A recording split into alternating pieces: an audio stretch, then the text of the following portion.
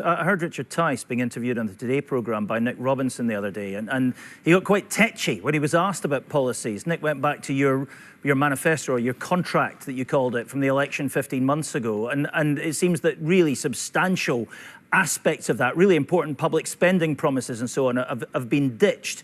Where are you with coming up with replacements for all that? Well, there is currently plans coming out. So we've seen Nigel announce obviously the mass deportation plans that are coming out.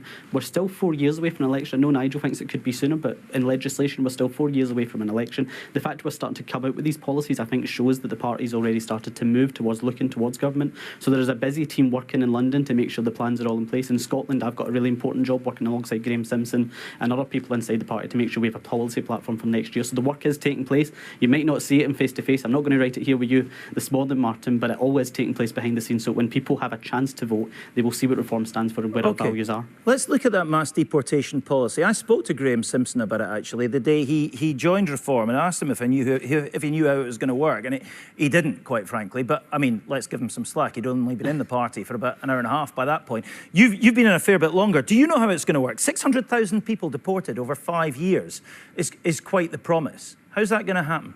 It's not just it's ambitious to make sure that we're showing the country that we're tackling the huge issues that the country's facing. What Nigel has set out is a clear plan to make sure that we are going to have deportation centres, that anybody who comes in a small boat is deported straight away. We will have deals in place to make sure that people are sent back to their countries of origin. This has to happen, Martin. It's not an if or a but.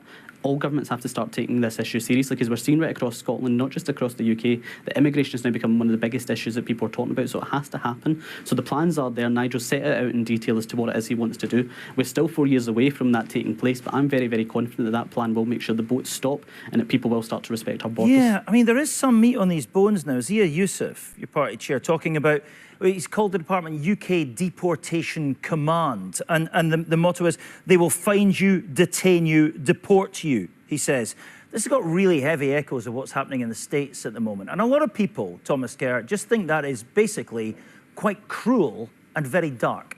A lot of people might, but a lot of people disagree with that analysis as well, Martin. We've seen a poll that came out last week that showed that in Scotland, immigration is now one of the third highest issues that people are talking about. This is something that the country just cannot sustain. If you look at my city in Glasgow, where I'll be heading back to this evening, when you look at places like Glasgow, we are at breaking point in terms of our housing crisis, the number of asylum seekers that are coming. So I get that some people might be unhappy with some of the language, but the party and the country cannot not get to grips with this issue, because the public are asking us to. But let's look at your city of Glasgow. You don't have to look too far back in Glasgow's recent history to see what happens when immigration officers go and knock on the door of people and say, right, you're coming with us, you're collared.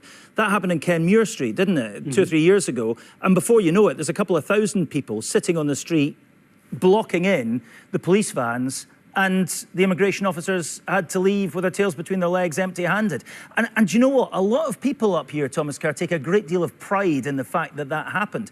If you implement this policy with that same methodology, how's it going to end up here?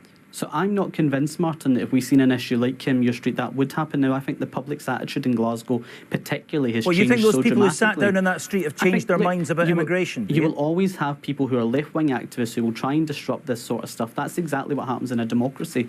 But I am not convinced that the vast majority of the public would not want us to try and make sure that we are tackling the issue of illegal migration and those who should not be in the country. So I'm not convinced we would see the sights of what you've seen in Kenmure Street. But even if we did, the police would have to have the resources to make sure we tackled that, because the public are crying out for action to be taking place. Only Reform are the people who are coming up with a plan. As you say, we have the mass deportation plan that Nigel's put in place. We'll put that to the public, and we're the only ones speaking about this issue. Every other party is now following us, but we're the only one who have a clear plan on it. How far back do you go with people who you are going to deport? There are people who've been here 20 years who are wonderfully integrated into their neighbourhoods, friends of people, just quite happily getting on with their lives. Do they get a knock on the door?